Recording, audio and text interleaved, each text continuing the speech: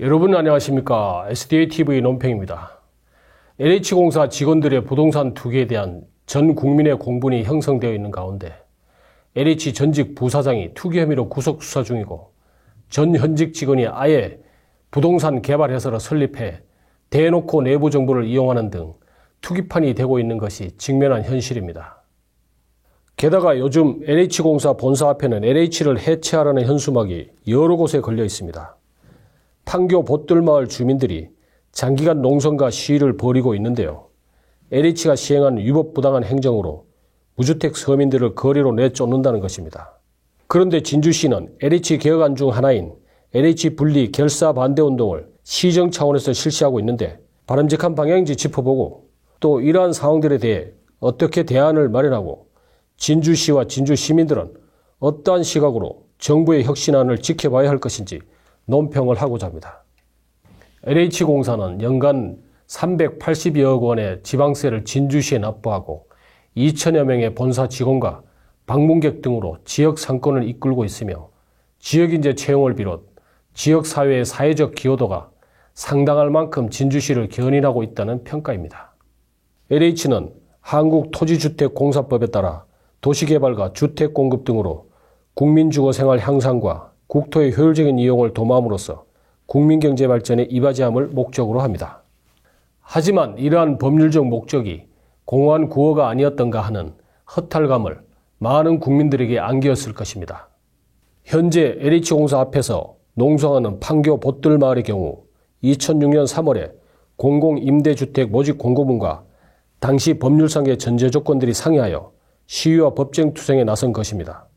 법률과 상이한 공고문을 낸다는 것은 분명히 중대한 행정적 착오입니다. 뒤늦게 이를 확인한 입주자들은 청약 저축을 살려내든가 법대로 시행하든가를 주문하는 것입니다. 사천시 선인지구의 경우에도 초기부터 수용된 지역에 토지 보상을 요구하였으나 특별한 이유 없이 5년간이나 미루어다 더 높은 금액으로 토지 보상을 하며 분양가를 높였을 뿐만 아니라 지역 주민들을 오랫동안 애끓게 하였습니다. 5년씩이나 납득할 만한 사유 없이 보상을 미루는 것은 그나마도 빠르고 10년씩도 흘러가는 경우도 있다고 하는 것이 LH공사의 입장입니다.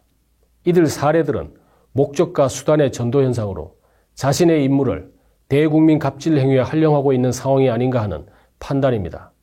모두 국민 주거생활 향상, 본연의 목적의 성실을 기하였다면 이런 상황들은 전개되지 않았을 일인지도 모릅니다. 이미 알려진 바와 같이 LH 전직 부사장 A씨는 내부 정보를 이용하여 수억 원의 시세차익을 남기고 제3기 신도시 개발 사업과 관련해 LH 직원에게 청탁해주는 대가로 제3자에게서 금품을 수수한 혐의로 구속되었습니다. 여기에 더하여 LH 전 현직 직원들이 아예 부동산 개발 회사를 만들어 내부 정보를 이용한 투기 정황을 확인해 국가수사본부는 수사 중에 있다고 하면서 LH공사 직원들의 도덕적 해이가 극에 달했다고 했습니다.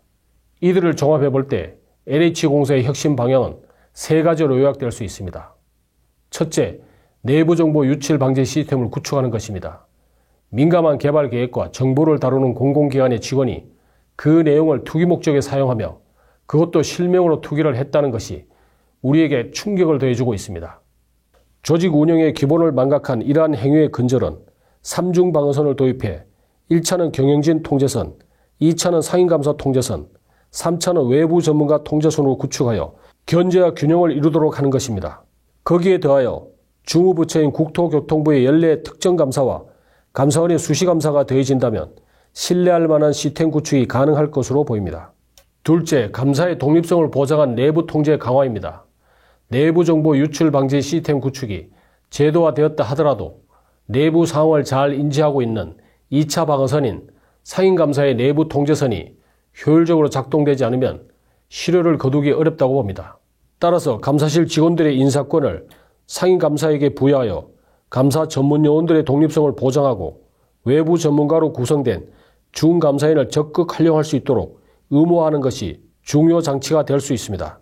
셋째, 정관특혜 근절과 윤리경영을 강화하는 것입니다. 작금의 문제는 정관특혜와 연관된 미흡한 윤리경영입니다. 대부분의 투기가 전직과 현직의 공고한 카르텔과 이익권 나눠먹기식으로 진행되었습니다.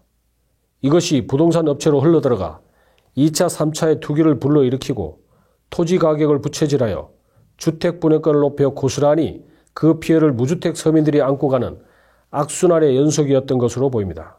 따라서 현직 직원은 물론 전직 직원도 퇴직 후 10년간 부동산 거래 신고제를 적용하여 거래 내역과 내부 정보의 상관성을 수시로 검증하는 절차를 마련하는 것입니다.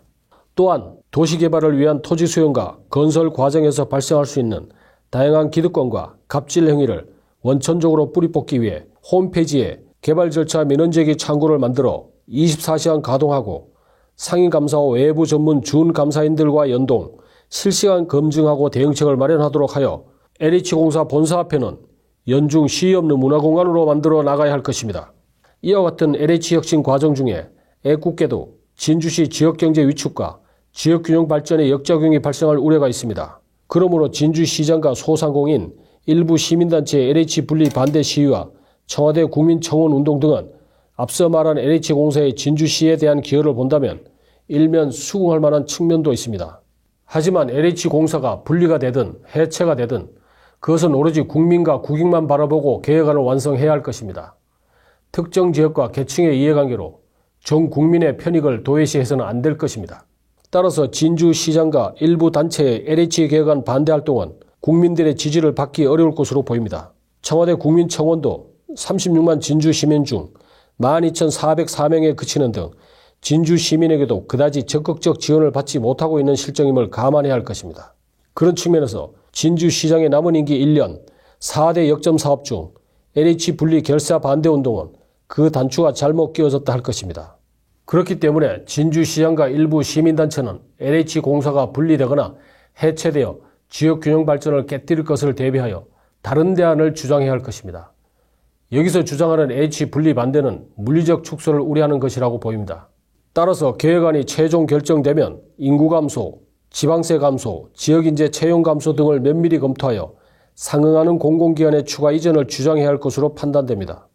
지난 15일 김부겸 국무총리는 공공기관 추가 이전과 관련 균형발전위원회에서 실질적인 로드맵을 거의 완성하였다고 하고 조만간 문재인 대통령에게 보고할 것이라고 밝혔습니다. 현재 수도권에 잔류한 공공기관은 365개 기관이며 이전 가능한 기관은 124개 기관으로 알려졌습니다. 따라서 진주시는 시정의 공감을 얻고 실효성을 확보하기 위해 합리적이고 균형적이며 국익에 방점을 두고 정책을 추진해야지 지역 이기주의로 비치거나 기대어서는 그 성과를 보기 어려울 것입니다. 더불어 LH 개혁안을 주도하고 있는 기획재정부나 국토교통부는 LH 조직을 개혁한다는 명분으로 본질에 벗어난 임금 동결, 성과급 회수, 복지 축소 등 주무부처의 승인하에 운영해오던 것을 지금에 와서 감정적으로 대응하며 보이지 않는 곳에서 성실히 임무 수행하는 직원들의 사기까지 저하시킬 필요는 없을 것입니다. 오로지 2중 3중 시건장치로 위법 부당함이 통하지 않고 효율적인 업무 수행이 될 수 있는 개혁안을 내놓는 것에 집중해야 할 것입니다. LH공사의 혁신과 관련해서는 지난 3월 김현준 LH 사장이 취임사에서 강조한 것처럼 모두가 뼈를 깎는 노력으로 황골탈퇴해야 하는 것만이 LH 설립 목적에 부합하고 국익을 도모하는 일일 것입니다.